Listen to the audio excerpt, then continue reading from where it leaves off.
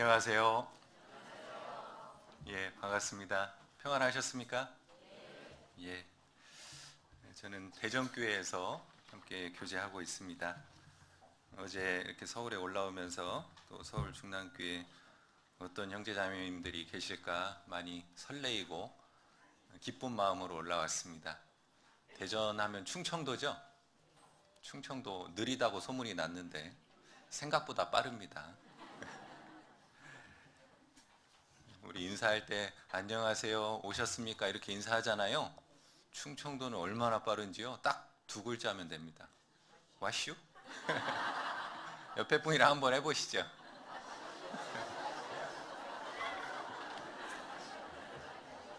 대답도 간단합니다. 톤만 다르면 돼요. 와슈? 예, 굉장히 빠릅니다 생각보다. 예, 함께 하나님 앞에 기도하겠습니다. 사랑과 은혜가 충만하신 아버지 하나님, 하나님께 찬송과 영광을 돌립니다. 죽어 지옥 가기 마땅한 저희들을 위해서 십자가의 모진 고난 당하시고 그 보배로운 피로 우리를 구원해 주셨습니다.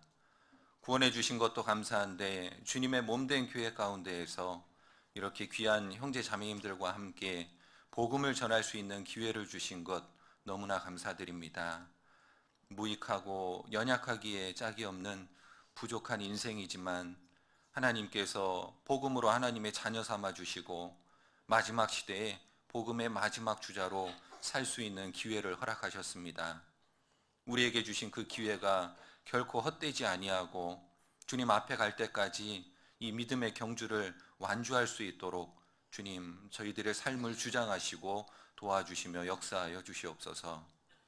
고개 숙여 기도하는 우리 서울 중랑교회 모든 형제 자매님들 가정 위에 축복해 주시고 더욱더 평안하고 고요한 가운데 하나님의 말씀을 전할 수 있도록 도와주옵소서. 10월 달에는 전국적으로 많은 전도 집회가 계획되어 있습니다.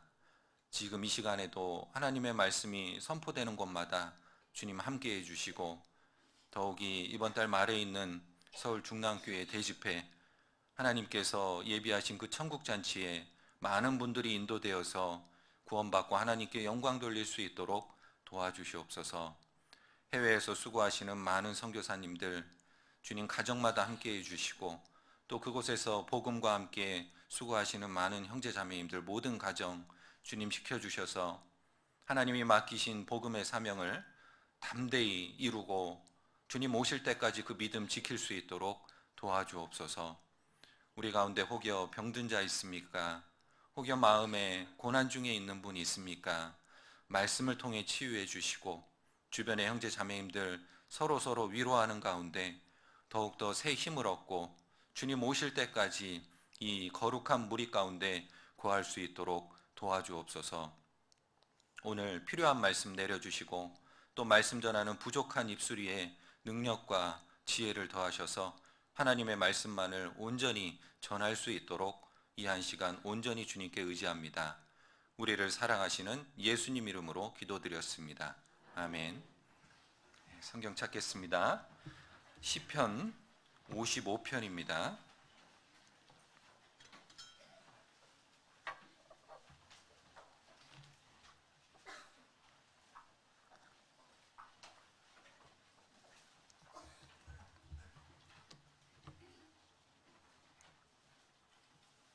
시편 55편 1절부터 14절까지를 제가 읽겠습니다. 하나님이여 내 기도에 귀를 기울이시고 내가 간구할 때에 숨지 마소서. 내게 굽히사 응답하소서. 내가 근심으로 편치 못하여 탄식하오니 이는 원수의 소리와 악인의 압제의 연고라. 저희가 죄악으로 내게 더하며 노하여 나를 핍박하나이다. 내 마음이 내 속에서 심히 아파하며 사망의 위험이 내게 미쳤도다. 두려움과 떨림이 내게 이르고 황공함이 나를 덮었도다. 나의 말이 내가 비둘기같이 날개가 있으면 날아가서 편히 쉬리로다. 내가 멀리 날아가서 광야에 거하리로다. 내가 피난처에 속히 가서 폭풍과 광풍을 피하리라 하였도다. 내가 성내에서 강포와 분쟁을 보았사오니 주여 저희를 멸하소서. 저희 혀를 나누소서. 저희가 주야로 성벽 위에 두루 다니니 성중에는 죄악과 잔해함이 있으며 악독이 그 중에 있고 압박과 괴사가 그 거리를 떠나지 않도다. 나를 책망한 자가 원수가 아니라 원수일진대 내가 참았으리라. 나를 대하여 자기를 높이는 자가 나를 미워하는 자가 아니라 미워하는 자일진대 내가 그를 피하여 숨었으리라. 그가 곧 너로다.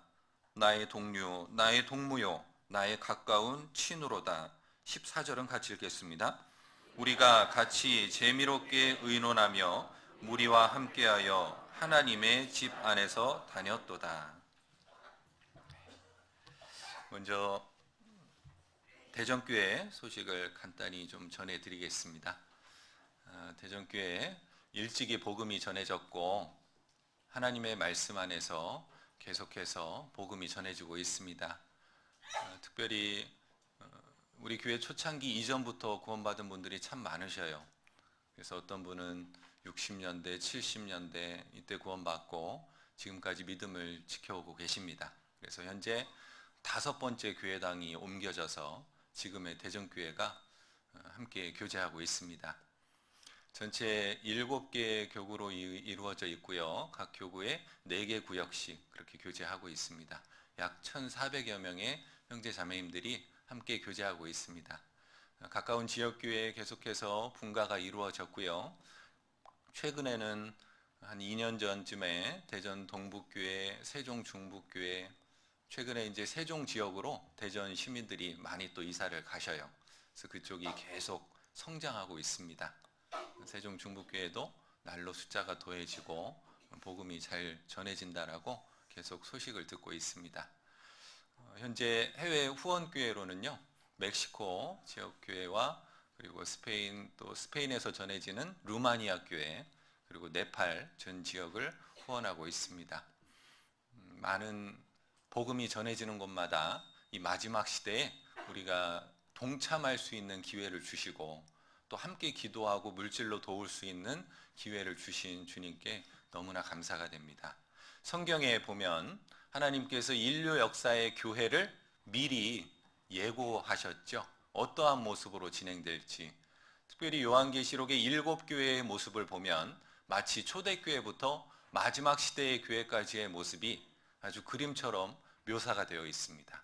그런데 놀랍게도 각 시대에 그 7개의 교회의 모습이 다 담겨져 있다라는 거예요.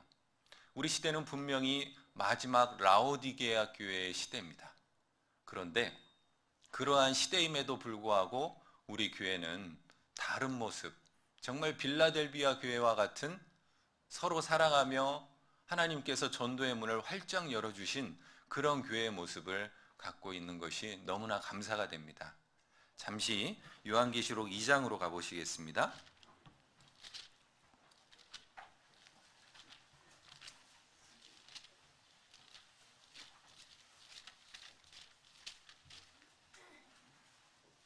요한계시록 2장입니다. 1절에 보시면 에베소 교회가 나오죠. 에베소 교회의 사자에게 편지하기를 오른손에 7뼈를 붙잡고 7 금촛대 사이에 다니시는 이가 가라사대 내가 내 행위와 수고와 내 인내를 알고 또 악한 자들을 용납지 아니한 것과 자칭 사도라 하되 아닌 자들을 시험하여 그 거짓된 것을 내가 드러낸 것과 또 내가 참고 내 이름을 위하여 견디고 게으르지 아니한 것을 아노라. 그러나 너를 책망할 것이 있나니 너의 처음 사랑을 버렸느니라. 이 에베소 교회는 초대교회 사도 시대였습니다. 그때 정말 복음을 힘있게 전했고 열심히 살았는데 잠깐 처음 사랑을 잃어버린 것에 대해서 하나님이 교훈하시죠. 그 이후에 서머나교회, 8절에 있는 서머나교회입니다. 서머나교회는 후기 사도 시대, 즉 속사도 시대죠. 굉장히 핍박이 많았습니다. 복음으로 인해서 곳곳에서 핍박을 당하고 너무나 많은 고난 속에 믿음을 지켜왔던 그런 교회의 모습입니다. 책망이 없습니다. 고난 속에 믿음이 더욱 빛나는 겁니다. 그 다음은 버가모 교회입니다. 버가모 교회 시대는 국가 시대입니다. 로마가 기독교를 국교로 공인하면서 아주 복음 전하기 편해졌죠. 그러니까 오히려 타협하기 시작합니다. 고난 속에 믿음이 빛나지만 복음 전하기 쉬워지면요, 타협하고 세상 안에서 안주하려는 그런 마음이 있죠. 그런 시대가 더해져서 두아디라 교회, 그 시대는 중세 암흑 시대를 의미합니다. 도덕적으로도 굉장히 타락했던 그런 시대, 교회적으로도 너무나 타락했던 그런 시대. 그 다음은 사대교회, 중세 교회의 모습이죠. 종교개혁 시대에 형식주의에 빠져 있었던, 모양은 있지만 능력은 없는 그런 시대였습니다. 그런 어두운 시대가 지나고 이제 종교개혁과 함께 빌라델비아 교회 시대, 17, 18세기, 이때 당시 전 세계적으로 복음이 전해졌던 그런 시대입니다. 여기 3장을 보시죠. 3장 7절입니다.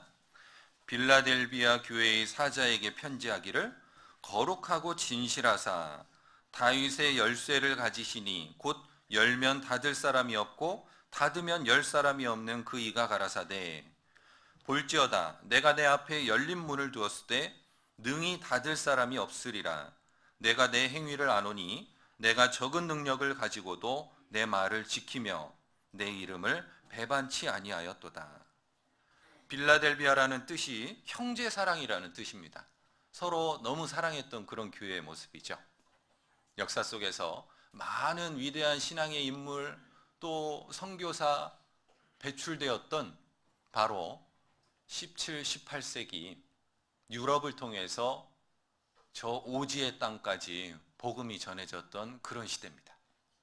그들은 적은 무리였습니다. 적은 무리였지만 하나님께서 전도의 문을 열어주셨고 그들의 믿음을 귀하게 보셨고 복음 전파가 너무나 활발하게 이루어질 수 있도록 주님이 허락하셨던 그런 시대입니다. 그 이후에가 라오디게아 마지막 교회, 미지근한 시대입니다. 바로 우리 시대죠. 그런데 우리 시대의 우리 교회의 모습은 이 빌라델비아 교회의 모습이라고 생각이 들어요. 너무나 감사합니다. 우리 교회를 통해서 전 세계에 복음이 전해지고 있습니다. 서울 중랑교회도 스페인과 필리핀에 후원하고 있다고 들었습니다. 우리가 그런 시대에 살고 있습니다. 이 믿음을 주님 오실 때까지 지켜가면서 복음을 활발하게 전파했을 때 주님 앞에 섰을 때 큰 칭찬으로 갚아주시지 않을까 생각이 듭니다. 자, 우리가 처음에 구원받고 나서 너무나 감사하게 되죠. 교회 안에 이 세상에서 상처받고 아무 소망 없이 살던 저희들에게 한 줄기 복음의 빛이 찾아왔습니다. 그것이 소망이 되었습니다. 어떤 심리학자가 실험을 했답니다. 아주 캄캄한 항아리 안에 아주 밀폐시켜 놓고 거기에 생쥐 한 마리를 넣었답니다. 그리고 꽁꽁 밀폐를 시켰어요. 빗줄기 하나 들어오지 않습니다. 캄캄한 곳이었습니다. 거기에 있던 이 생쥐는요, 3분도 못 번진 채 죽었다라고 해요. 그런데 동일한 조건에서 한 줄기 빛을 탁 비춰줬던 그런 생쥐는요, 36시간을 버티더래요. 무엇의 차이였을까요? 그 빛은 소망입니다. 소망. 대구 지하철 사건을 기억하시죠? 뭐가 가장 두려웠답니까? 네, 캄캄한 칠흑 같은 암흑이었습니다. 칠흑 같은 암흑, 그런 우리 인생 속에 한 줄기 빛, 복음의 빛으로 우리를 찾아오셨습니다. 그리고 우리를 구원해 주셨습니다. 구원받고 나서 얼마나 기뻤습니까? 이 교회가 나의 전부였고 이 교회 안에 내가 있다는 것이 너무 감사하고 형제 자매님들을 보기만 해도 좋고 모임 가도 좋고 말씀 들어도 좋고 날마다 전도 집회여도 마음에는 기쁨과 은혜가 넘치고 우리가 그런 삶을 삽니다. 세상에서 상처받고 어려웠던 그 마음들이 교회에 와서 다 치료가 되죠. 그래서 때로는 정서적으로 정신적으로 어려움을 겪는 형제 자매님들도 구원받고 나서 상당수 좋아지는 모습도 보게 됩니다. 어머니와 같은 교회, 어머니와 같은 그 따뜻한 품, 그런 교회였습니다. 그런 교회에서 우리가 신앙생활 하다가 시간이 1년 지나 2년 지나 5년 지나 10년 지나 시간이 점점 지나갈수록 우리가 첫사랑을 잃어버리고 교회 안에서 또다시 상처를 받게 됩니다. 교회 안에서 열심히 일함에도 불구하고 일하는 과정 속에서 서로 간에 부족한 부분 때문에 문제가 생기고 그로 인해 상처가 나고 마음이 다쳐요. 너무나 안타까운 모습이죠. 아마 신앙생활 그래도 몇 년 이상 하신 분들은 동일하게 그런 경험이 다 있으실 겁니다. 지금 본문의 이 시편의 기자 다윗도 그런 상황 속에서 이 시편을 노래한 겁니다. 다시 본문으로 가보시겠습니다.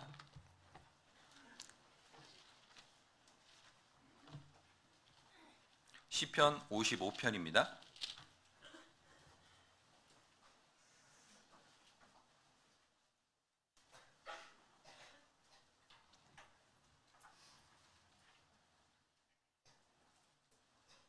2절입니다.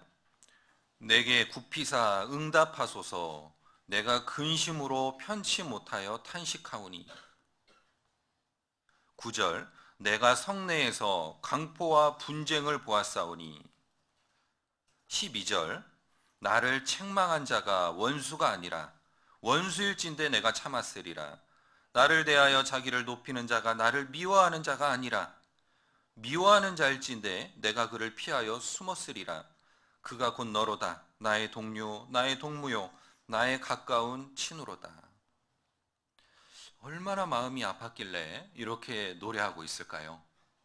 다윗은 아들 압살롬의 반역에 의해서 또 그 주변 아주 가까웠던 친구 또 그의 신복들이 그를 배신하고 말죠.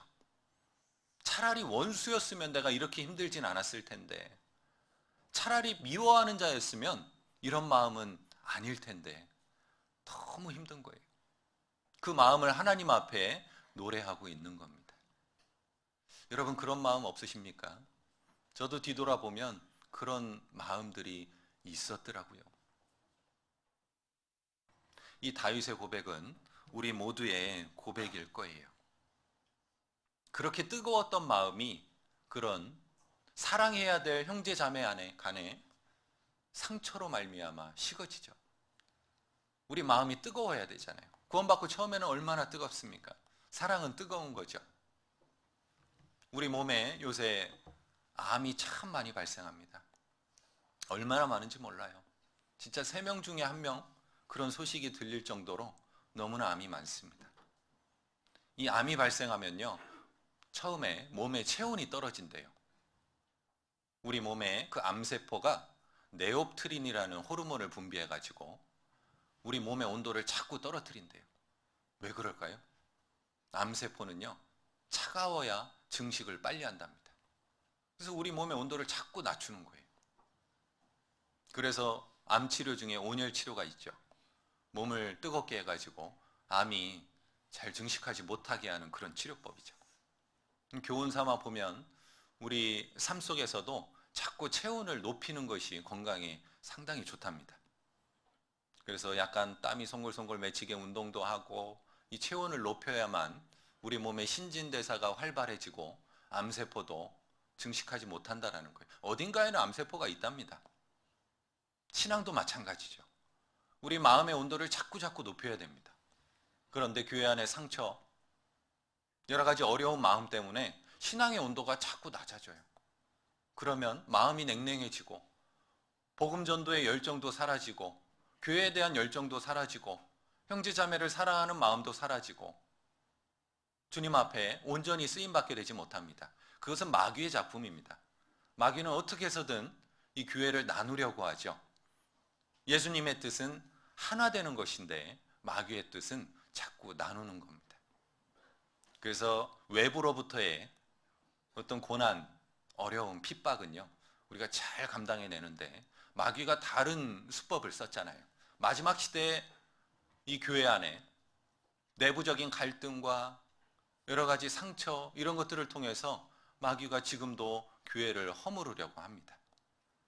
우리가 그런 신앙생활 가운데 그러한 어려움을 겪었을 때 정말 말씀적으로 잘 정리가 돼야 됩니다. 교회란 성화 과정 속에 있는 사람들이 모인 곳입니다. 다 부족한 사람이죠. 우리가 주님 앞에 갈 때까지 주님을 닮아가는 성화의 과정을 거쳐야 됩니다. 그런데 아직도 부족한 부분이 많아서 그 부족한 부분으로 서로에게 상처를 줍니다. 우리 신앙생활 가운데 가장 큰 적이 있다면 먼저는 자신이요, 또는 가정 안의 식구들이요, 또 교회 안의 형제 자매요, 나랑 가까운 사람들이라는 거예요. 그래서 신명기 24장에 보면 이스라엘 백성들 군대에 모집하게 되는데, 이제 장가들어 결혼을 하면 1년 동안 한가하게 집에 거하게 하죠. 군사로 모집하지 않습니다. 전쟁에 참여시키지 않습니다. 그리고 아내와 함께 즐거운 시간을 보내도록 어떠한 직무도 맡기지 않는다라고 기록되어 있습니다. 왜 그랬을까요? 혹자는 말하기를 전쟁에 참여하기 전에 가정 안에서 전쟁이 시작되기 때문에 그것부터 하고 와라, 그렇다고 해요. 이와 같이 가까운 사람들과 내 사랑해야 될 사람들과 때로는 어려운 일들이 참 많죠. 성경 안에 그런 분들 정말 많아요. 지금 여기 본문의 다윗도 지금 이때가 약 60세 정도 됐던 나이였습니다. 그 정도면 어느 정도의 세월의 풍파를 다 겪고 안정된 상태여야 하는데 아들에게 쫓김을 당하고 그의 사랑하는 친구 아히도벨로부터 배신을 당했습니다. 차라리 원수였으면 좋았겠다. 우리가 함께 재미롭게 의논하며 함께 다녔다, 그렇게 말하고 있잖아요. 얼마나 마음이 아팠다면 그렇게 노래했을까요? 그 다윗 주변 가까운 사람 아들 또 아내는 한술 더 떴죠. 그의 아내 미가를 보십시오. 다윗의 춤추는 모습을 보고 오히려 조롱했습니다. 너무나 기뻐서 하나님의 법궤가 들어오는 모습을 보고 너무나 기뻐서 그것을 표현했는데 아내가 비웃는 거예요. 조롱하는 거예요. 그 순간 얼마나 상처가 됐겠습니까? 다윗에게 상처를 준 사람들도 다 가까운 사람들이었다라는 거예요. 예수님은 어땠습니까? 그의 사랑하는 제자 중에 하나 가룟 유다가 예수님을 배반해 버렸죠. 예수님도 육신을 갖고 있던 분이었습니다. 마음에 큰 아픔이 있으셨을 거예요. 욥은 어떠했습니까? 욥이 고난 중에 있을 때 아내가 오히려 하나님을 저주하고 떠나버려라, 위로해 주지는 못할 망정. 그리고 그의 친구들이 와서 뭐라고 합니까? 위로해 줄 줄 알았는데 그의 마음에 창을 꽂는 거예요. 너 잘 생각해봐. 네가 뭐 잘못했으니까 이렇게 고난이 있지. 하나님은 그냥 그렇게 고난을 주시는 분이 아니야. 마음에 상처가 됐겠죠. 위로해주고 격려해주고 사랑으로 덮어주면 힘이 될 것을 마음을 갈기갈기 찢어 놓는 거예요. 요셉은 그의 가족 형들에게 팔려서 노예로 팔려갔습니다. 다 가까운 사람들이잖아요.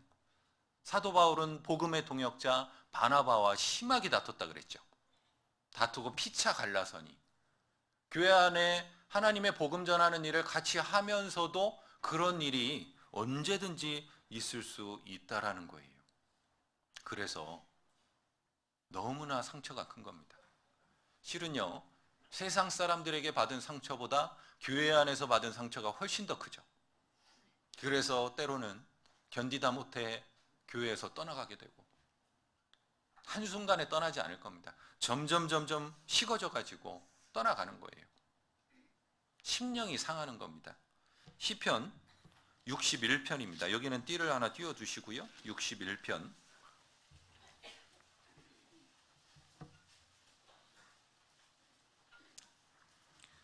1절, 하나님이여 나의 부르짖음을 들으시며 내 기도에 유의하소서.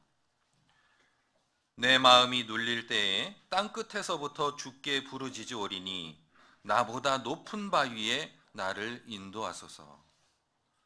그런 상처가 커지면 마음이 눌리잖아요. 마음이 막 짓눌리고 너무나 고난스럽습니다. 잠언 18장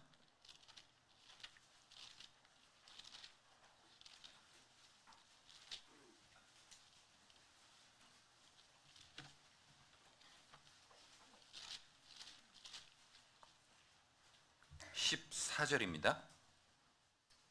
같이 읽겠습니다. 사람의 심령은 그 병을 능히 이기려니와 심령이 상하면 그것을 누가 일으키겠느냐. 이 정신적인 고통이요, 육체적인 질병의 고통보다 훨씬 더 크다라는 거예요. 마음에 난 상처는 잘 아물지가 않죠. 그래서 신앙생활 하는데 자꾸 나에게 부정적인 영향을 미쳐요. 따라서 우리가 이런 상황에 처했을 때 말씀적으로 분명하게 정리되지 않으면요, 육신의 소욕이 나를 지배합니다. 부정적인 마음, 판단하는 마음, 점점 마음이 식어지게 돼요. 만 가지 복잡한 생각이 올라옵니다.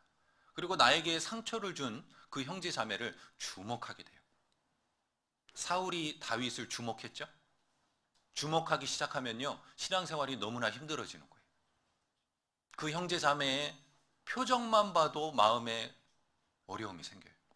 막 죄를 짓게 돼요. 행동, 말 한마디 다 마음에 안 드는 거예요. 점점 신앙이 바닥으로 떨어집니다. 우리가 이런 상황 속에 분명히 기억해야 될 것들이 있습니다. 그래서 오늘은 교회 안에 우리가 때로는 상처받을 수 있는데 그 상처를 받았을 때 성경적으로 꼭 기억해야 될 4가지를 좀 생각해 보고자 합니다. 첫 번째는 하나님의 사랑과 은혜입니다. 하나님의 사랑과 은혜를 기억할 때에 형제자매로 인한 상처에서 벗어날 수 있습니다. 요한일서 3장입니다.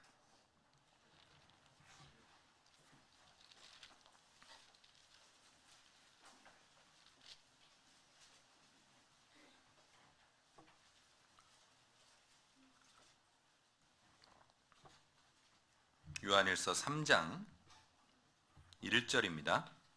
보라, 아버지께서 어떠한 사랑을 우리에게 주사 하나님의 자녀라 일컬음을 얻게 하셨는고 우리가 그러하도다. 그러므로 세상이 우리를 알지 못함은 그를 알지 못함이니라. 아버지께서 어떠한 사랑을 우리에게 주셨습니까? 자신의 목숨과 맞바꿔 주셨어요. 세상 어떤 걸로도 비교할 수 없는 너무나 놀라운 사랑이에요.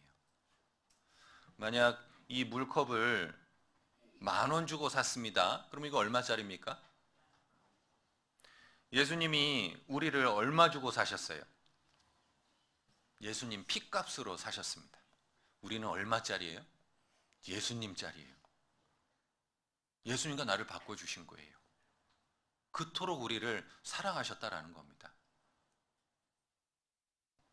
우리가 알고 있듯이 만약 이 컵이 10,000원의 가치가 없으면 사겠습니까? 안 사겠습니까? 안 사죠. 절대 안 사죠. 자기 마음에 이걸 10,000원을 줘도 되겠다라는 마음이 들었을 때 사게 돼요. 그럴 정도의 가치를 기억합니다. 주님이 우리를 자신의 목숨과 바꾸셨어요. 무슨 뜻입니까? 우리를 그토록 마음에 두셨다라는 거예요. 어떠한 사랑으로 우리를 구원해 주셨는지 모든 신앙생활의 어려움 가운데 반드시 기억해야 될 중요한 사실입니다. 4장입니다.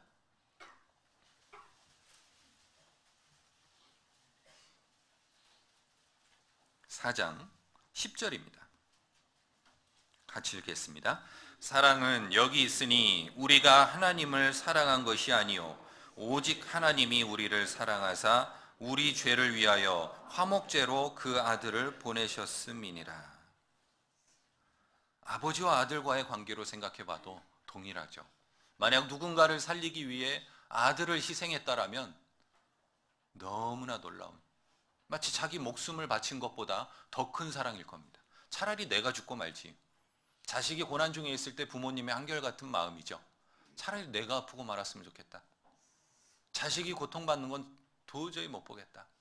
병상에 누워있는 자녀들을 보면서 한결같은 부모님의 마음이, 차라리 저 아픔 나에게 주시지.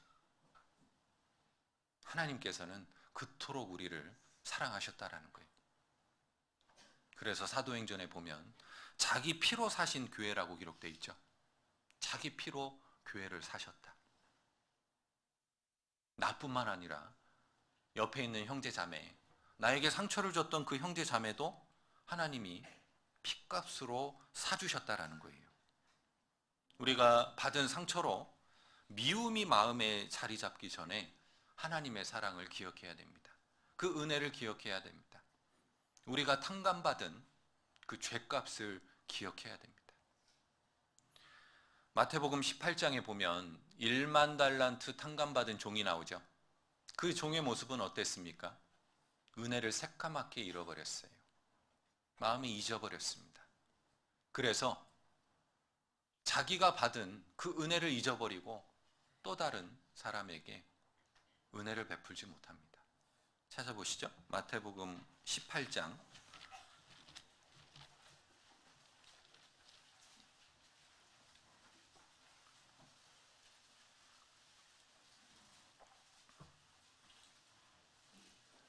24절입니다.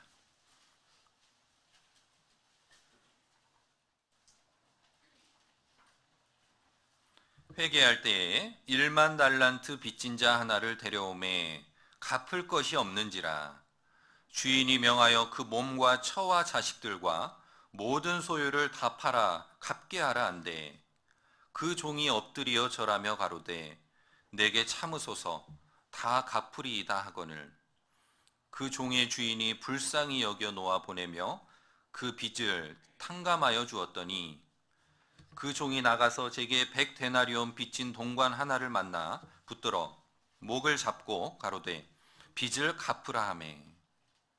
너무나 어처구니 없는 상황이죠. 1만 달란트를 탕감받았습니다. 16년치의 품삯이에요. 어마어마한 돈이죠. 그랬던 그 사람이 잘못 말씀드렸네요. 1만 달란트 16만 년치. 그랬던 사람이 100데나리온 빚진 100일치 품삯. 그 사람을 용서를 못 해주는 거예요. 너무 안타까운 상황이죠. 16만 년 동안 일해야 벌 수 있는 돈을 탕감받았어요. 이거 어마어마한 돈 아닙니까? 셀 수나 있을지 모르겠어요. 16만 년을 어떻게 살겠어요? 마치 주님 앞에 모든 죄를 탕감받은 우리의 모습 아닙니까?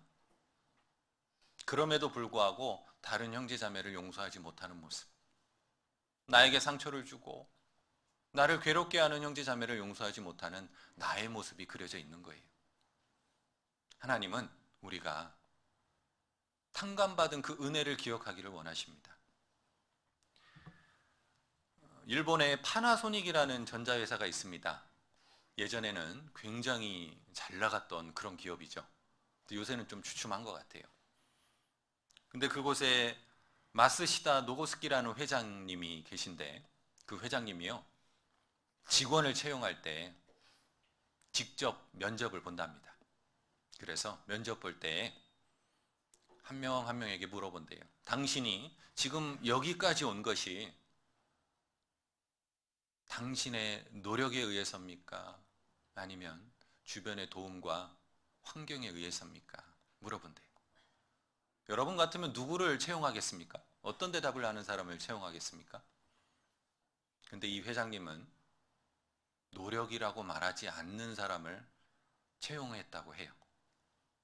제가 여기까지 온 것은 부모님의 보살핌이며 저의 주변 환경이 너무나 좋았고 은혜입니다. 저는 너무나 부족합니다. 이런 사람을 오히려 뽑았대요. 실제로 직무 환경에서요. 두 번째와 같이 대답했던 사람들이 훨씬 더 열심히 일하더래요. 교회 안에서도 정말 내가 받은 은혜를 기억하고 하나님의 사랑을 기억하는 그 형제 자매님들이 더 열심히 살죠. 혹여 상처가 될 만한 일 가운데에서도 내가 받은 은혜가 얼마나 큰데 하며 뛰어넘어갑니다. 나도 그랬지. 나도 부족한 사람인데. 그럴 수 있지 뭐. 어떤 분은 교회 안에서 어떻게 그럴 수 있냐. 이성적으로 이건 아니지 않냐. 그런데 어떤 분은 그럴 수 있지. 다른 거예요. 은혜를 기억했을 때 그렇게 다른 겁니다. 우리가 그런 성도가 되어야 되지 않겠습니까? 지금 이 말씀은 형제자매님들에게 드리기 이전에 저에게 하고 있는 말입니다. 하나님 앞에서 저의 연약한 모습을 고백합니다. 저도 교회 안에서 많은 어려움을 겪을 때마다 때로는 육신이 올라와요. 그것을 다스리는 것이 정말 어려워요. 그때마다 주님의 은혜를 다시 한번 일깨웁니다. 그 옛날 은혜 갚은 까치 이야기 아시죠? 한갓 그 미물도 은혜를 갚기 위해서 자기 목숨을 바치잖아요.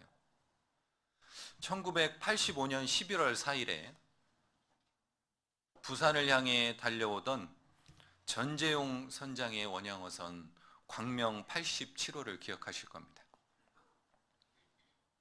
그 아름다운 이야기가 한참 뒤에 전해졌잖아요. 원양어선입니다. 멀리 참치잡이 배. 그래서 만선을 하고 돌아오는 겁니다. 그런데 돌아오던 중에 96명의 보트피플을 만나게 돼요. 남중국해 인근이었습니다. 그 보트피플을 만나서 많은 배들이 그냥 지나칩니다. 왜냐하면 그들을 배에 태워서 데리고 오면 상당히 골치 아파졌죠. 그래서 도대체 이 많은 사람을 어찌할꼬 이 전재용 선장은 생명을 너무나 소중히 여겼던 거예요. 주변 사람들이 다 말립니다. 선장님 안 됩니다. 이 전재용 선장은 그 생명을 보고 너무나 마음이 동한 거예요. 저들 저대로 내비두면 바다에 빠져 굶어 죽을 수도 있고 저들을 어떡하냐. 한두 명도 아니고 본사에 전화를 합니다. 예상과 같이 본사에서는 절대로 안 된다. 만약에 태워갖고 오면 옷 벗을 생각해라. 그런데도 그 생명을 소중히 여겼기에 그는 96명의 보트피플을 태우고 부산항으로 돌아옵니다. 난리가 났죠. 사직을 당하고 여러 고생 끝에 그 96명은요. 다른 나라로 망명을 가고 미국으로 가고 어려운 일들이 벌어졌습니다. 그런 일들이 있고 20년이 지났습니다. 그 96명 중에 피터 누엔이라는 사람이 대장이 돼가지고요. 그들과 계속 연락을 하면서 생사를 같이 했잖아요. 같은 마음을 품고 그들이 모였다가 또 흩어져서 각자에서 또 열심히 살고 그 베트남 사람들 20년이 지나서 이 전재용 선장을 찾아오죠. 그 아름다운 이야기가 TV에 소개됐지 않습니까? 그 이야기가 왜 아름답습니까? 은혜를 기억한 거예요. 20년 동안 은혜를 잊지 않은 겁니다. 이 세상에서도 은혜를 갚는다는 것은 이렇게 아름다운데 우리가 주님께 어떤 은혜를 받았습니까? 비교할 수 없는 은혜입니다. 영원한 속죄를 받았습니다. 우리에게는 영원한 산 소망이 있습니다. 소망 가운데 살게 하셨습니다. 소망 없이 방황하던 인생 가운데 빛으로 찾아오셔서 우리에게 산 소망을 주시고 조금만 기다려라. 조금만 참아라. 더 힘들지. 말씀으로 교제로 우리를 계속해서 안아주시고 위로해 주시고 지금 이 시간에도 함께해 주고 계십니다. 그런 우리가 교회 안에 서로 사랑해야 될 형제자매와의 상처로 마음이 식어지고 분쟁이 다툼이 일어나면 안 되겠죠. 우리는 그런 은혜를 기억해야 됩니다. 이스라엘 백성들이 광야 생활을 마치고 가나안 입성하기 전에 광야에서 하나님이 돌보셨던 그 은혜를 기억해라. 이게 바로 신명기 말씀이죠. 신명기 말씀에 기억하라라는 표현이 얼마나 많이 기록되어 있는지 몰라요. 신명기 15장입니다.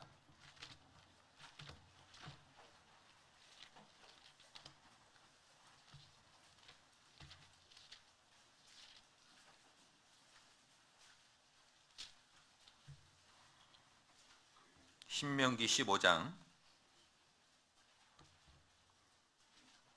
15절입니다. 15절. 너는 애굽 땅에서 종되었던 것과 내 하나님 여호와께서 너를 속하셨음을 기억하라. 그를 인하여 내가 오늘날 이같이 내게 명하노라. 기억하라 말씀하시죠. 신명기, 기억의 책입니다. 은혜를 기억해라. 그 은혜를 기억하고 가나안에 가서 그것을 마음에 품고 살아라. 우리가 주님 앞에 받은 은혜, 이 말씀과 이어서 귀뚫은 종에 대해서 말씀하시죠. 16절. 종이 만일 너와 내 집을 사랑함으로 너와 동거하기를 좋게 여겨 내게 향하여 내가 주인을 떠나지 아니하겠노라 하거든 송곳을 취하여 그의 귀를 문에 대고 뚫어라. 그리하면 그가 영영이 내 종이 되리라. 내 여종에게도 일례로 할지니라. 아시다시피 12절에 히브리 남자나 히브리 여자가 빚을 지거나 여러 가지 이유로 종이 되는 경우가 있었습니다. 한 주인을 섬겨야 됐어요. 7년 동안 열심히 섬깁니다. 그런데 이 종, 히브리 종 주인과의 관계는요, 어떤 노예와 같은 관계가 아니었어요. 서로 사랑의 관계였습니다. 그 종에게 먹을 것도 주고 입을 것도 주고 집도 주고 결혼도 시켜주고 이런 아주 긴밀한 관계였어요. 그런데 이 히브리 종이 7년이 차면 자유할 수 있게 됐죠. 이제 어디로든 떠나서 자기가 가진 재물을 가지고 뭐 집도 짓고 자유롭게 살 수 있는 거예요. 그런데 이 히브리 종이 주인을 너무나 사랑해서 내가 주인님, 제가 주인님을 너무나 사랑합니다. 저에게 베풀어 주신 은혜가 너무나 큽니다. 저는 자유하지 않겠습니다. 저는 주인님의 영원한 종이 되겠습니다. 마치 하나님 앞에선 예수님의 모습이고 예수님 앞에선 우리 그리스도인의 모습 아닙니까? 우리가 구원받고 나서 천국에 산 소망이 주어졌어요. 100% 확실한 소망, 반드시 이루어지는 소망, 따놓은 밥상이라고 그러죠. 그런데도 왜 우리가 교회 안에서 이렇게 때로는 어려움도 겪고 복음 전하려다 고난도 당하고 남들 다 편하게 주말에 쉴 시간에 우리는 주말이 더 바쁘잖아요. 왜 이렇게 사냐고요. 받은 은혜가 너무 크기에 기꺼이 주님의 영영한 종이 된 겁니다. 자, 이것이 마음에 딱 결심이 있으면 주인이 종을 데리고 가죠. 문 좌우 설주에 출입구 문에 종의 귀를 탁 대고요. 송곳을 대고 망치로 내려칩니다. 요새 우리 여성분들 귀 뚫는 정도의 뚫는 게 아니죠. 딱 봐도 누가 봐도 귀만 보면 저 사람은 평생토록 종이구나, 종의 신분이구나, 그걸 알 수 있을 정도로 아주 구멍을 크게 뚫는 겁니다. 출입문에다가 기억하라는 거죠. 주님의 일을 하기 위해서 드나들 때마다 내 귀가 뚫렸던 그 장소를 기억하고 내가 그때 결심했던 그 마음을 기억하라는 거예요. 주인이 직접 뚫습니다. 귀를 뚫을 때 가까이 갔을 거예요. 얼굴에 얼굴을 대했을 겁니다. 그때 주인이 종에게 뭐라고 했을까요? 상상이 돼요. 종아, 너무 고맙다. 네가 나를 사랑해서 나를 위해서 영영토록 종이 된다고 하니 너무 고맙다. 주님이 우리 귀에 속삭이지 않겠습니까? 누구야, 너무 고맙다. 너 자유할 수 있는데 정말 나를 인해서 복음과 함께 고난받고 교회 안에서 수고하고자 하니 너무 고맙다. 주인과 종이 얼싸안고 울었을 거예요. 주님의 사랑이 우리 마음을 촉촉히 적시는 겁니다.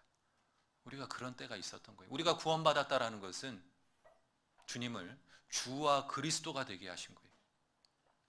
구원자일 뿐만 아니라 내 삶의 주인으로 우리가 받아들인 겁니다. 나의 평생을 복음과 함께 교회 안에서 수고하겠다. 주님을 주인으로 섬기며 종으로서의 삶을 살겠다. 우리가 자원한 겁니다. 그 마음을 가지고 그 은혜를 기억했을 때 여러 가지 형제자매의 어려움을 극복할 수 있을 겁니다. 또 성경에는 술 맡은 관원장, 요셉의 은혜를 잊은 모습이죠. 요셉이 꿈을 해석해 주죠. 술 맡은 관원장, 당신은 살아나가서 이제 높은 지위에 다시 복직을 할 겁니다. 당신이 나가면 나를 기억해 주세요. 그런데 그 술 맡은 관원장은 어땠습니까? 기억지 않고 잊었더라. 그 표현이 참 우리 마음을 찔리게 합니다. 기억지 않고 잊었더라. 창세기 40장입니다.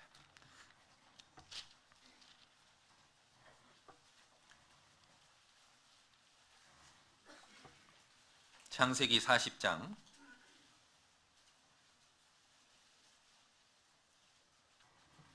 14절입니다. 14절.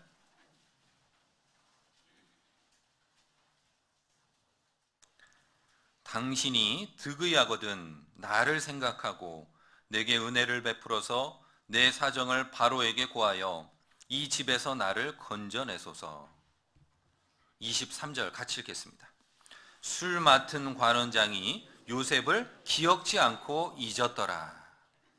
기억지 않고 잊었더라. 잊어버린 거예요. 잘 나가니까요, 새까맣게 그 은혜를 잊어버린 거예요. 너무나 안타까운 모습이죠. 부끄러운 모습입니다. 그래서 은혜는 물에 새긴다 그러잖아요. 원수는 돌에 새기고 은혜는 물에 새긴다. 부끄러운 말이죠. 원수는요, 교회 안의 상처는 돌에다 새겨요. 지워져요, 안 지워져요? 기억하고 또 묵상하고. 그런데 은혜는 물에 새깁니다.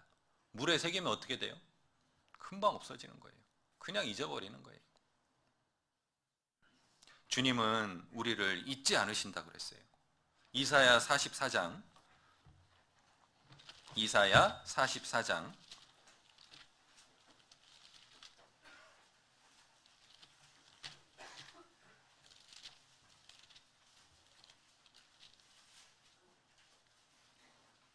21절입니다.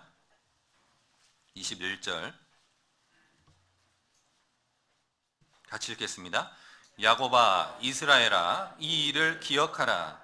너는 내 종이니라. 내가 너를 지었으니 너는 내 종이니라. 이스라엘아 너는 나의 잊음이 되지 아니하리라. 잊음이 되지 아니하리라. 기억지 않고 잊었더라. 얼마나 대조적인 표현입니까?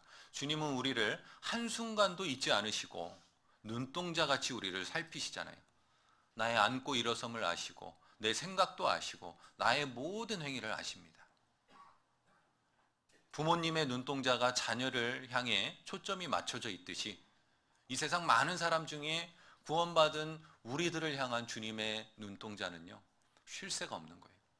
계속해서 지켜보시고 고난에서 건져주시고 또 우리가 곁길로 가면 또 데리고 오시고 여러 가지 환경 속에 주님이 우리와 함께 하십니다. 다윗이 솔로몬에게 유언을 했죠. 그 중에 한 가지를 기억합니다. 자기에게 은혜를 베풀었던 그 은혜를 잊지 말아라. 그 바르실레의 공궤를 잊지 말아라. 나에게 큰 은혜를 베풀었다. 너도 그에게 그 은혜를 갚아라. 얼마나 멋진 표현입니까? 많은 이야기를 해줄 텐데 그 중에 그 은혜를 잊지 않도록 다윗은 솔로몬을 교육했다라는 거예요. 무비보셋도 은혜를 기억한 대표적인 아름다운 사람이죠. 다윗과 요나단의 우정 속에 그 요나단의 자식으로서 사울 집안이 다 망했지만 그 절뚝발이 무비보셋, 다윗이 끝까지 찾아서 왕의 식탁에 올렸잖아요. 그 무비보셋 여러 가지 비난을 당하고 주변에 또 자기를 모함하는 세력들이 생기죠. 억울하게 누명을 쓰고 그때에도 이 무비보셋은 절대로 항변하지 않았습니다. 끝까지 입을 시키고 나 같은 사람을 다윗이 구해줬는데 내가 무슨 오름이 있어서 나 할 말 없습니다. 나는 주인을 사랑합니다. 내가 받은 은혜가 너무 큽니다. 마음속에 그걸 되뇌이죠. 사도 바울, 주님을 위해서 목숨까지 바쳤던 그가 은혜로라라고 표현하고 있어요. 주님의 은혜가 나를 여기까지 오게 했다. 한결같이 은혜를 기억했던 사람들은 주님을 위해서 충성을 다했습니다. 목숨까지 바쳤습니다. 여러 가지 어려운 상황 속에서도 받은 은혜로 그것들을 극복해냈던 거예요. 오늘 본문의 다윗의 그 고백 속에 많은 아픔과 슬픔이 있었지만 결국에 다윗이 정금 같은 믿음으로 나오잖아요. 은혜를 기억했습니다. 두 번째 우리가 기억해야 될 것은 내가 받은 상처가 있을 때 그 순간 하나님께서 일하고 계시는구나, 이것을 기억해야 됩니다. 지금 이 시간 하나님께서 일하고 계시는구나. 빌립보서 2장입니다.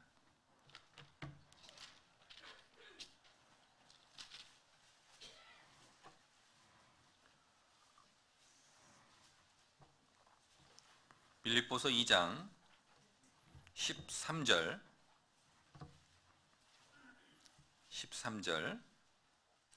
너희 안에서 행하시는 이는 하나님이시니 자기의 기쁘신 뜻을 위하여 너희로 소원을 두고 행하게 하시나니.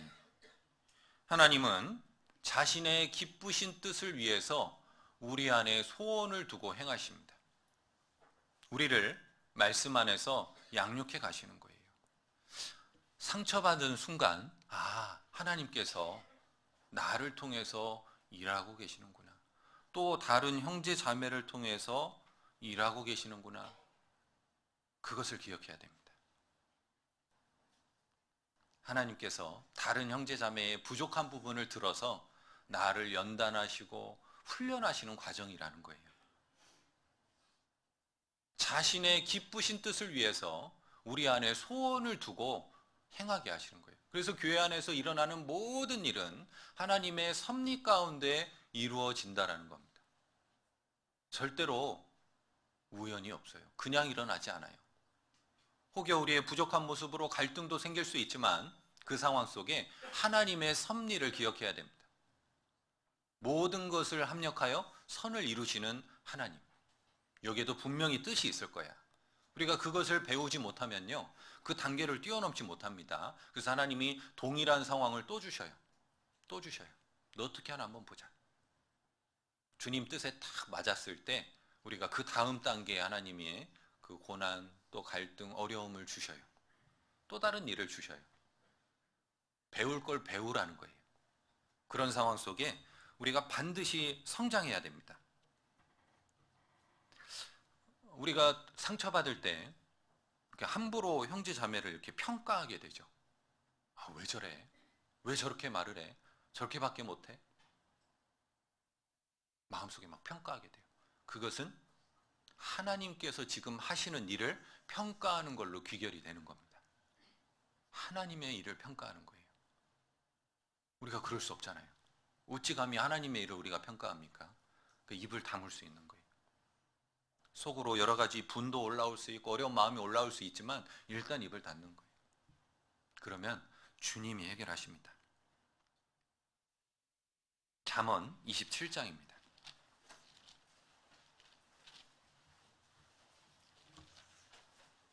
잠언 27장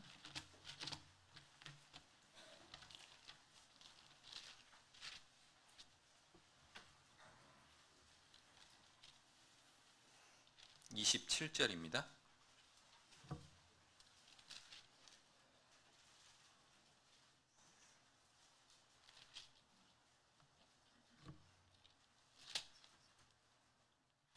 죄송합니다. 잠언 27장 3절입니다. 3절. 돌은 무겁고 모래도 가볍지 아니하거니와 미련한 자의 분노는 이 둘보다 무거우니라. 분은 잔인하고 노는 창수 같거니와 투기 앞에야 누가 서리요. 자, 이 분이 올라오면요, 우리가 큰 실수를 하게 되잖아요. 해가 지도록 분을 우리가 품지 말아야 돼요. 계속 이 분이 올라오면, 감정이 올라오면 생각이 올라오죠. 그래서 그게 결국 행동으로 나옵니다. 그래서 또 문제가 커지게 만들어요. 하나님께서 우리에게 어려움을 주셨을 때 모든 것이 합력해가지고 선을 이룬다라는 것을 꼭 기억하고요. 우리의 입술을 지킨 후에 야, 이건 성장통일 거야. 내 상처를요, 잘 다스려야 돼. 아이들이 클 때 반드시 성장통이 있죠. 성장통이구나. 하나님이 나에게 주신 어떤 성장하는 과정이구나. 욥이요, 고난 속에서 그 친구들의 많은 비난이 있었죠. 그 비난 가운데 욥의 마음이 정리되고 하나님께서 욥에게 놀라운 창조의 사실, 하나님의 주권, 하나님의 섭리 이런 것들을 보여주셨잖아요. 너 한번 입 있으면 말해봐라. 대장부 같이 허리띠 띠고 말해봐라. 내가 땅에 기초를 놓을 때네, 또 놓을 때 네가 어디 있었냐? 말해봐라 한번. 하나님께서 하나님의 그 주권에 굴복하게 만드신 거예요. 나의 가는 길을 오직 그가 아시나니 그가 나를 단련하신 후에는 내가 정금같이 나오리라. 그 정금같이 나왔던 욥의 믿음의 과정 속에 친구들과의 어려움, 상처가 있었다라는 거예요. 그걸 기억하면 우리가 입을 다물 수 있죠. 아, 하나님이 나를 또 성장시키려고 하시는구나. 내가 상처받았다라는 것은 하나님께서 지금 이 시간 일하고 계신다라는 증거입니다. 나를 성장시켜 가신다라는 증거입니다. 오히려 기쁨으로, 감사함으로 받게 되는 거예요. 하나님 감사합니다. 실은 제가 이러이러한 문제로 이렇게 마음에 상처가 되고 그 형제, 그 자매를 판단하는 마음이 생겼습니다.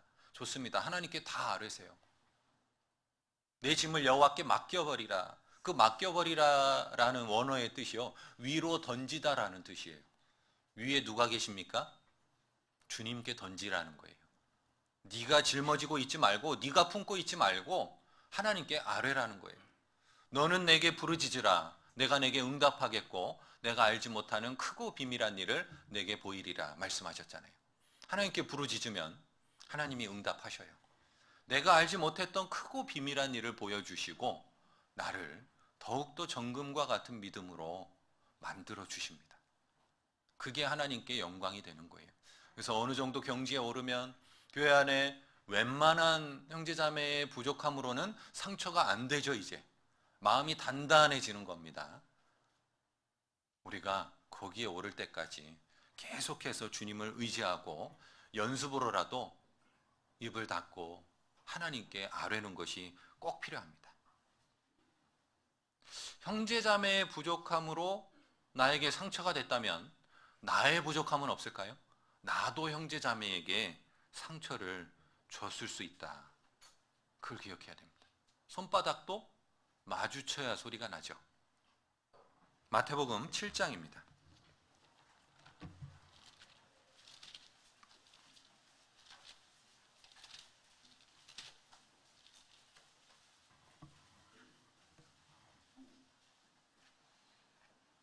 마태복음 7장 1절, 비판을 받지 아니하려거든 비판하지 말라. 너희의 비판하는 그 비판으로 너희가 비판을 받을 것이요 너희의 헤아리는 그 헤아림으로 너희가 헤아림을 받을 것이니라. 어찌하여 형제의 눈 속에 있는 티는 보고 내 눈 속에 있는 들보는 깨닫지 못하느냐. 보라, 내 눈 속에 들보가 있는데 어찌하여 형제에게 말하기를 나로 내 눈 속에 있는 티를 빼게 하라 하겠느냐. 외식하는 자여, 먼저 내 눈 속에서 들보를 빼어라. 그 후에야 밝히 보고 형제의 눈 속에서 티를 빼리라. 우리 자신을 돌아보라는 거예요. 그 상처 속에 나도 누군가에게 상처를 줬을 수 있겠구나. 그걸 기억하면 입이 닫아지죠. 나도 그랬겠구나. 나도 조심해야 되겠다. 형제자매는 서로 간에 거울이잖아요. 그래서 나는 이렇게 해야 되겠다. 나는 그렇게 말하지 말아야 되겠다. 마음이 정리가 되는 거예요. 여기에 완전하신 분 없죠? 다 부족해요. 저도 너무 부족해요. 말실수도 참 많이 합니다. 안 그랬어야 되는데 하는 경우가 참 많아요.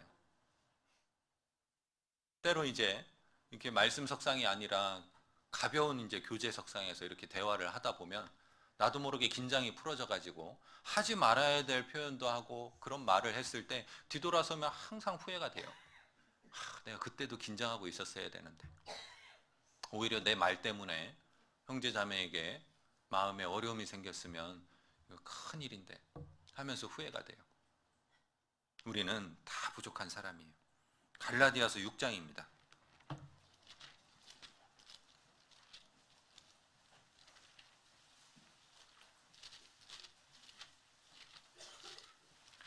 갈라디아서 6장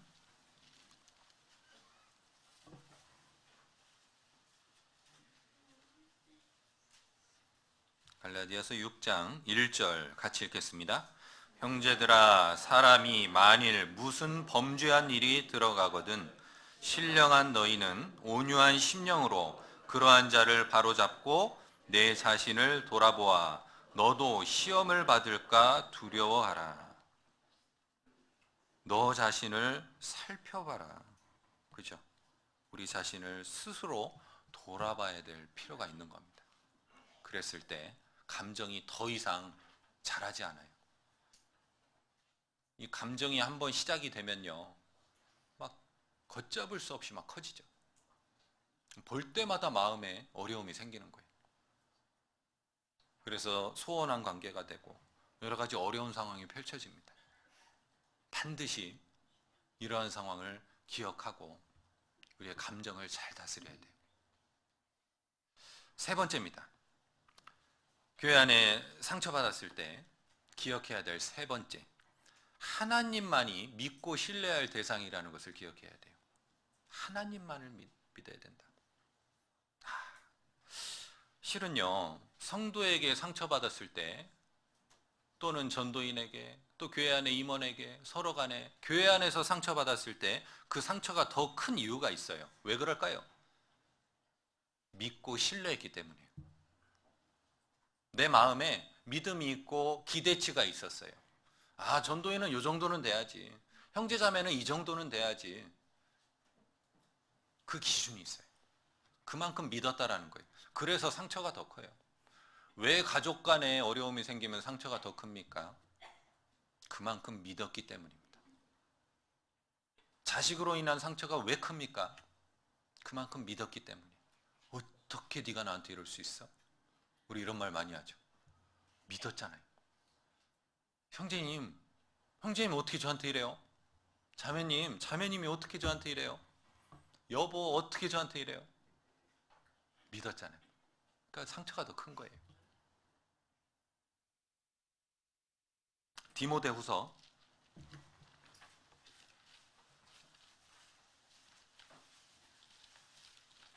2장입니다. 디모데후서 2장 13절 13절 같이 읽겠습니다. 우리는 미쁨이 없을지라도 주는 일양 미쁘시니 자기를 부인하실 수 없으시리라. 미쁘다, 참되고 진실되다, 신뢰할 만하다. 주님은요, 변함이 없으신 분이에요. 미쁘신 분이에요. 너무나 참되고 너무나 진실하시고 우리가 신뢰할 대상입니다. 결코 변하지 않아요. 사람은 마음도 변하고 감정도 변하고 수시로 왔다 갔다 하죠. 근데 주님은 변하지 않으세요. 형제자매는요, 사랑할 대상이지 믿고 신뢰할 대상이 아닙니다. 우리가 믿어야 할 대상은 주님밖에 없는 거예요. 주님 한 분만으로 만족하고 주님 한 분만을 의지하면서 살아가는 게 신앙생활이에요. 우리는요, 다 같은 곳을 쳐다보는 거예요. 다 같은 하나님을 동일하게 쳐다보는 거예요. 옆에 형제자매 쳐다보는 게 아니에요. 그래서 때로는 아주 가깝게, 가족보다 더 가깝게 교제했던 형제자매가 믿음을 저버리고 떠나갈 때 같이 갑니까? 절대로 아니죠. 왜? 우리는 주님을 바라보며 가는 거예요. 주님만이 믿을 대상이라는 거예요. 어떻게 이럴 수 있지?가 아니라 이럴 수 있는 것이 사람이라는 거예요. 그럴 수 있어. 나도 그랬어. 주님이 우리에게 주신 최고의 명령이 서로 사랑하라잖아요. 하나 되기를 힘써라. 서로 사랑해라. 이 사랑으로 서로 간의 관계를 묶어주신 것이지 믿음과 신뢰로 묶어준 건 아닙니다. 서로 사랑해라. 에베소서 4장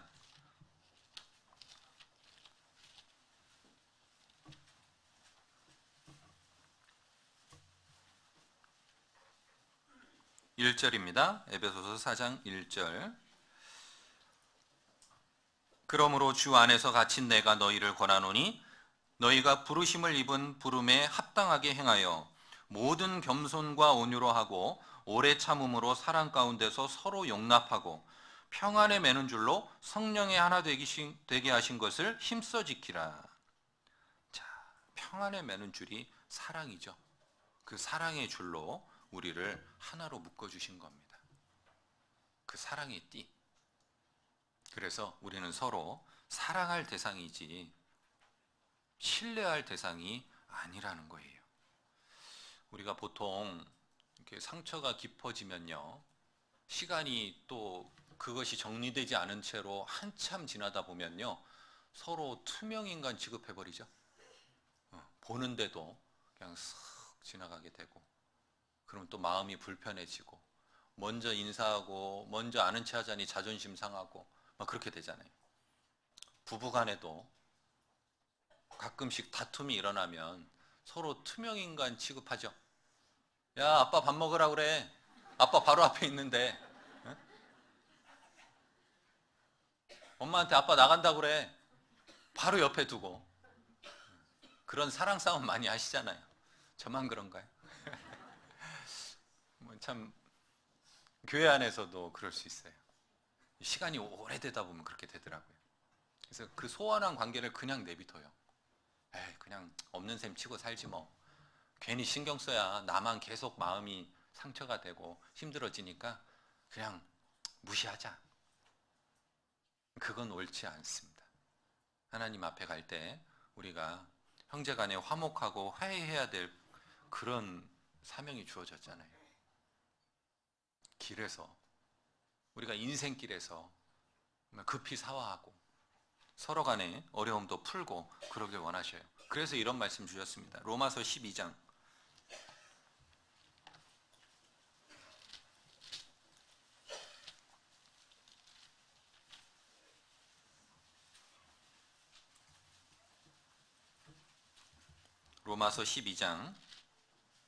18절 같이 읽겠습니다.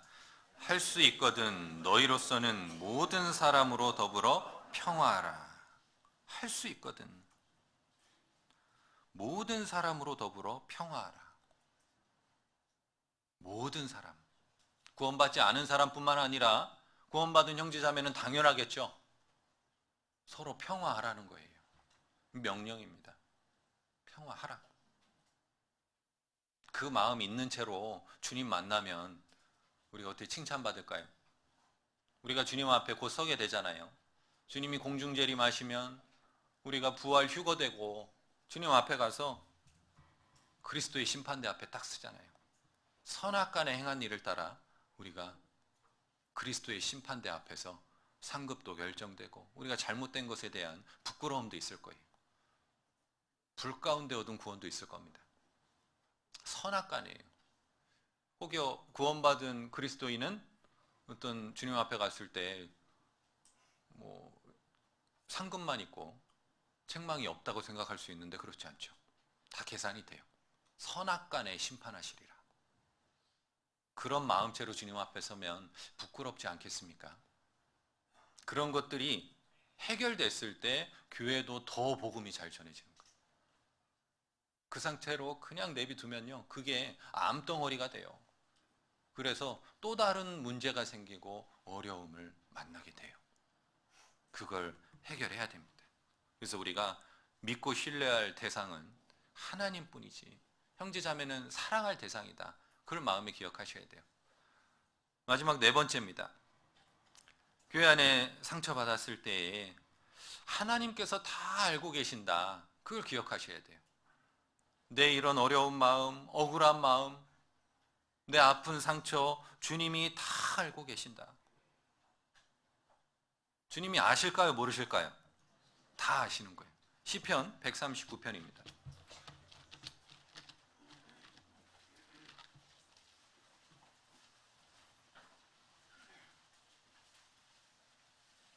시편 139편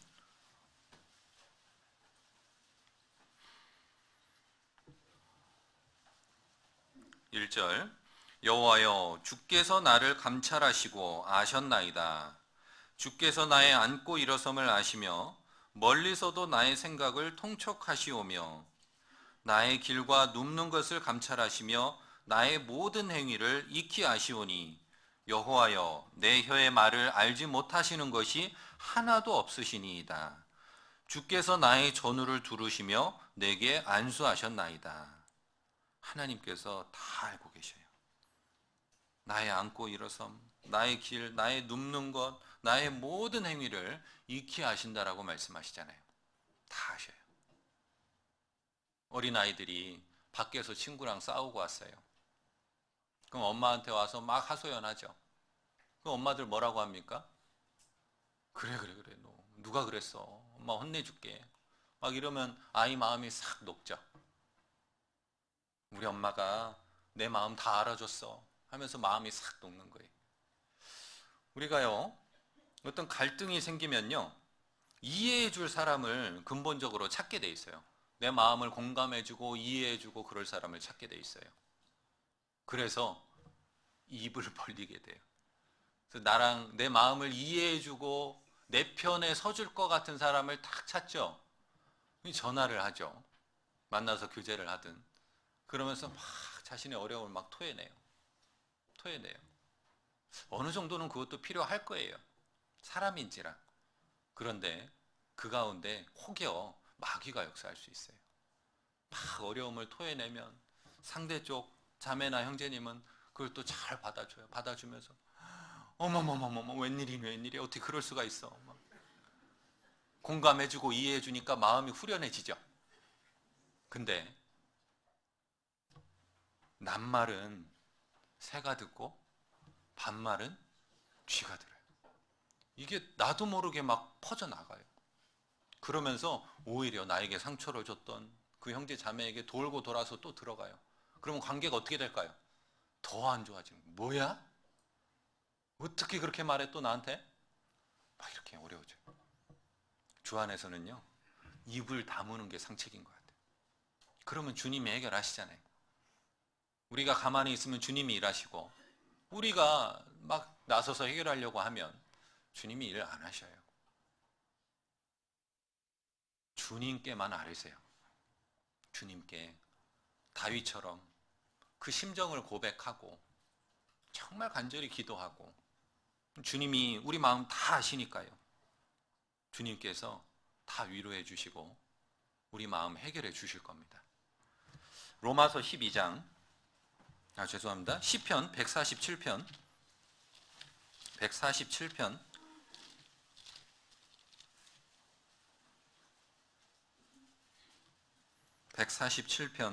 3절을 같이 읽겠습니다. 상심한 자를 고치시며 저희 상처를 싸매시는도다. 주님이요 우리의 그 상심한 마음 다 고치시고요 우리 상처를 싸매 주실 거예요. 너 그 가운데서 참 힘들었지? 실은 내가 일하고 있었어. 너 성장시키려고 그런 갈등 준 거야. 잘 참았다. 이제 이만큼 성장했네? 참 잘했다. 주님이 우리를 위로해 주실 거예요. 다윗은요 오직 주님께만 기도했어요. 주님께 자신의 모든 사정을 다 아뢰었다라는 거예요. 어려움 만날 때 정말 하나님의 사랑과 은혜, 내가 받은 그 은혜가 얼마나 큰지를 기억하고 또 그 순간 하나님이 나를 성장시키시는 과정이구나, 하나님이 일하고 있구나 기억하고 내가 신뢰해야 될 대상은 하나님이구나, 하나님께서 내 마음 다 아셔, 조금만 견디자. 그렇게 신앙생활 하시면 정말 우리가 정금 같은 믿음처럼 자라나고 교회의 신앙이 성도 간의 신앙이 하나하나가 합쳐져서 교회의 신앙이 되잖아요. 그래서 그 교회를 통해서 하나님께서 더 크게 역사하실 거라고 생각을 합니다. 오늘 두서없이 잠깐 교회 안에서의 상처와 그때 우리가 어떻게 극복해야 될지 4가지를 좀 상고해 보았습니다. 신앙생활 하시다가 어려움을 만날 때마다 기억하시고 또 교훈 삼으셔서요, 더 성장하는 그리스도인이 되셨으면 좋겠습니다. 기도하겠습니다. 사랑과 은혜가 충만하신 아버지 하나님 감사합니다. 우리에게 놀라운 은혜를 허락하시어 매일매일의 삶 속에서 함께해 주시는 아버지 하나님, 신앙생활 가운데 여러 가지 어려움을 만날 때마다 주님의 은혜를 기억하기를 원합니다. 주님의 선하심, 주님이 다 알고 계신다라는 것을 마음에 기억하고 주님 오시는 날까지 성장하는 가운데 영광 중에 주님 만날 수 있도록 도와주시옵소서. 오늘 이 말씀을 통해서 각자의 삶 속에 적용해보고 교훈 삼아서 더욱더 성장하고 주님을 기쁘시게 하는 서울 중랑교회 형제 자매님들이 되기를 간절히 소망합니다. 함께해 주신 주님께 감사드리며 우리를 사랑하시는 예수님 이름으로 기도드렸습니다. 아멘. 함께 찬송하시겠습니다. 찬송가 342장입니다.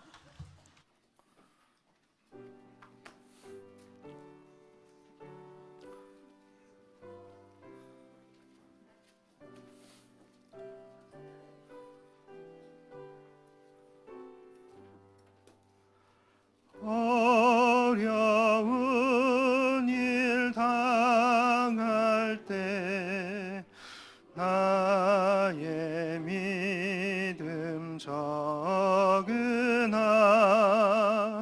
의지하는 내 주를 더욱 의지합니다. 세월 지나갈수록 의지할 것뿐일세. 아무 일을 만나도 예수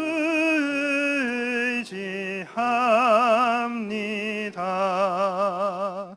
성령께서 내 맘에 밝히 비춰 주시네. 인도하심 따라서 주만 의지합니다. 세월 지나갈수록 의지할 것뿐일세. 아무 일을 만나도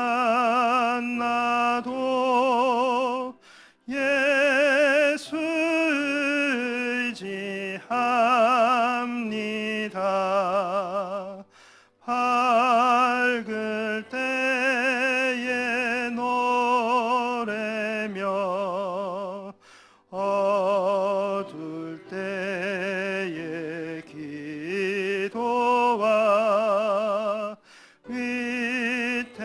위태할 때 도움을 주께 간구합니다.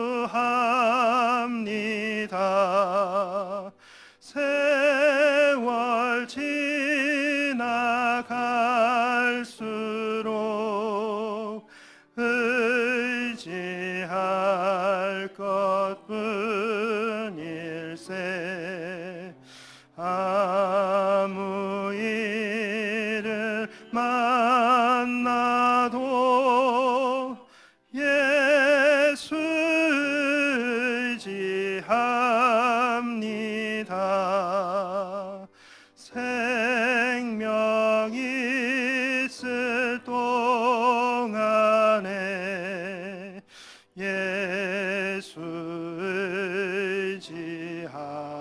의지합니다. 천국 올라가도록 의지할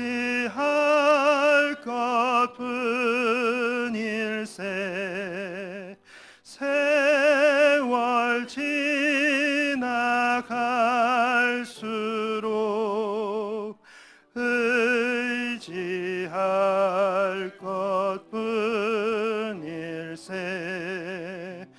아무 일을 만나도